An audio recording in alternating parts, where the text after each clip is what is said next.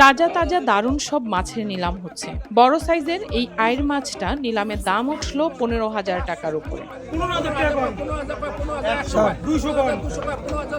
প্রায় 3 কেজি ওজন হবে এই পদ্মার পাঙাশের দাম উঠল 6,600 টাকা। নিলামে কেজি দরে বিক্রি হয় না, প্রতিটা ডালায় যা আছে তা ঠিকা হিসেবে বিক্রি হয়। কয়েকজন মিলে নিলামে দাম হাঁকেন। নিলাম ডাকার পর আপনারা দেখলেন 4-5 জন মিলে দাম বলছেন। এর মধ্যে যিনি সর্বোচ্চ দরদাতা তিনিই মাছগুলো কিনতে পারবেন। পদ্মার ইলিশ, চিংড়ি, কাজলি সহ ছোট বড় নানা মাছের নিলাম ওঠে প্রতিদিন।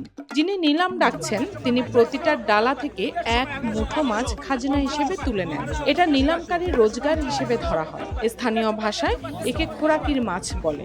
ছোট এই মাছ ঘাটটা পদ্মা পাড়ের শরীয়তপুরের জাজিরায়। পদ্মা নদীতে জেলেরা মাছ ধরে এই ঘাটে তোলেন। এখানে মাছের দামও বেশি অন্যান্য এলাকার তুলনায়। তবে পদ্মার মাছকে রীতিমতো সোনার হরিণের সাথে তুলনা করা হয়। তাই এমন উচ্চ দাম সত্ত্বেও মুহূর্তেই সব বিক্রি হয়ে যায়।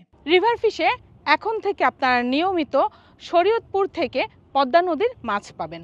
মাছ বেচে কেনার পরে জেলে ভাইরা খাবার শেষে এভাবে দোকানে বসে সবাই একসাথে বাংলা সিনেমা দেখেন। জীবনযাপনটা এখানে খুবই সহজ সরল।